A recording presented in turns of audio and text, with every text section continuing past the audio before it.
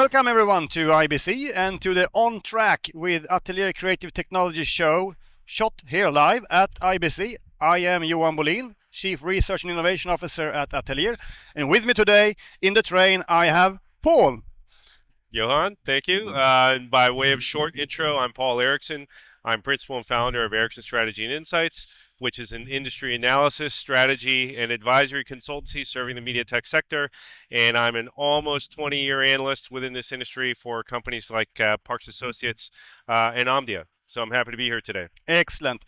And it's so great that we have you in the train, because on the desk in front of me here I have a couple of statements, and I think that you, Paul, you are better off than most people in discussing and arguing these statements. So we're going to start with the first statement, and the first statement I have here is that smart TVs will be eliminated by smart TVs will eliminate the need of set-top boxes and the market for set-top boxes within the next 5 years. Would you agree or disagree? I will give a firm disagree. Actually, I do the same. I don't think 5 years is a little bit too aggressive. But since you are spending a lot of time on analyzing the set-top box and connected TV market, why do you think that is the case, that we will have them?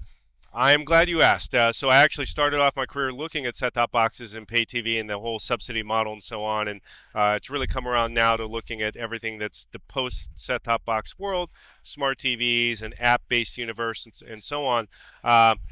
And you're right, a 5-year time frame too short. Now, if we talk 15 years, 20 years, yes, I would say that the need for set-top boxes is very, very low at that point. But my main points on why I think they're still going to be around within the next 5 years, there's two basic areas. One, you can't count on all of your subscriber base having smart TVs, right? But you still want to be able to serve the maximum number of subscribers possible. If they have a legacy TV or basically a not modern TV, but it still has an HDMI port, you want to be able to have a device to hook up to it to serve them your service. So that's one basic reason why they'll still be around. Number two is more a business-related reason in terms of internal to the industry, which is that we've seen how rapidly smart TVs have entered the landscape, and that they're increasingly, the TV to buy. You can't buy a non-smart TV in many markets anymore. Still, the issue there for the industry is that you have tremendous power being wielded within these CTV platform walled gardens. And for a lot of the pay TV operators and service providers, they are still going to want some semblance of control over that experience, over control of the data, and to be able to have their own walled garden from which to operate.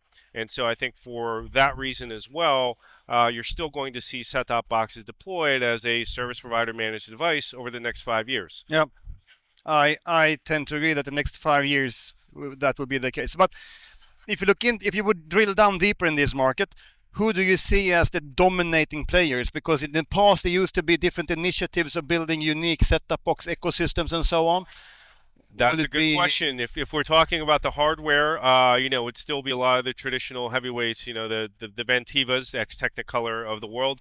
A few newer entrants that are making very streaming-centric devices, thin, low-cost, thinner client devices, SDMC and Sercom and a few others.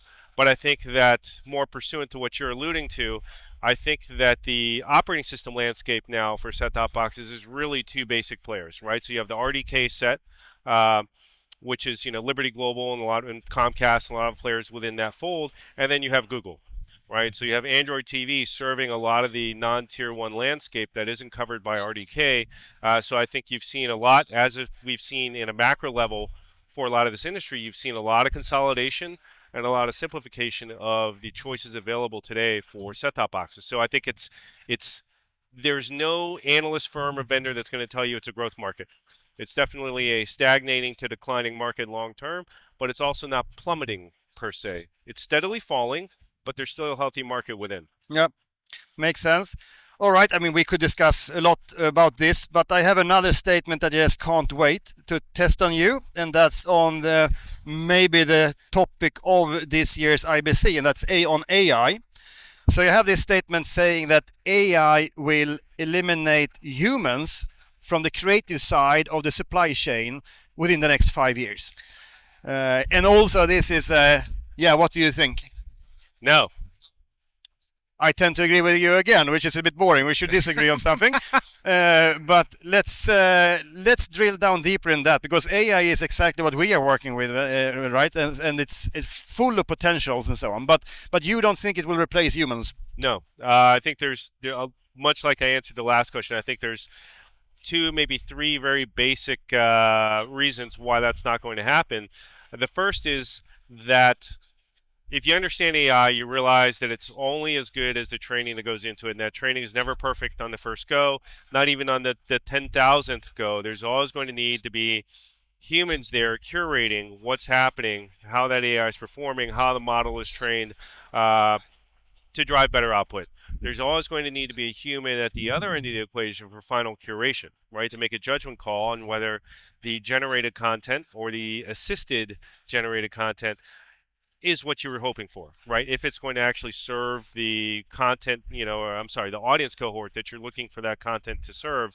And I think that there's always going to be, whether you get into the subject of the unions and the politics of it, I don't think AI will be allowed to completely replace the content industry. And I think that there's a very good reason for that, because perhaps the intangible there of creating content, the human creative spirit and so on, I don't know that you can ever train AI to replicate that, right? And so the spontaneity of it, and I'll finish my piece very quickly. I think ultimately the role of AI has a ceiling within the creative industry, which is that it's going to be used for the thing that it is best at, which is creating efficiency and finding patterns in data and so on, but really as a facilitator, right? Doing more with less, being faster at going through content, faster automating the creation of metadata and so on.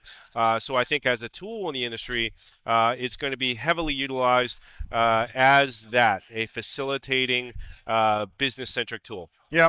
No, I think you might be right, or I hope you are right, to be honest. And in the next 5 years, I'm pretty sure, then we'll see. Let's hope that AI doesn't become as creative as us humans, because then there are plenty of things that might be up for kind of some disruptive events. I agree. So now, I think those are 2 very important questions we've covered, and there are many more we would like to cover. But to end the show, I think we're going to do a small quiz. Okay. So we're going to do a small quiz where we see how many of the movies you can nail. So we're going to run in the UK in the 70s. There was a very popular TV show called The Generation Show. And in that Generation Show, there was a conveyor belt. And on that conveyor belt, they have objects, and the task was to remember as many objects as possible. We have a twist on that. So we have a conveyor belt with objects from famous movies. Okay.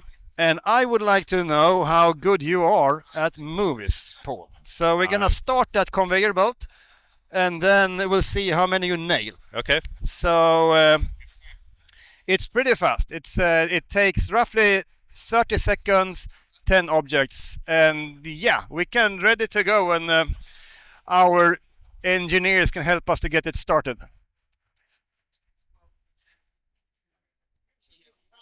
Okay, Pulp Fiction, Royale with cheese. I don't know about the candy box. I don't know about the blue heart. The spinning top from the Leonardo DiCaprio movie. I forgot what it's called. Lord of the Rings, a ring. I don't know that pen. Back to the Future, the DeLorean. It's a lightsaber. Oh, it's a lightsaber. Sorry. Lightsaber Star Wars. I don't know that giant bit of food.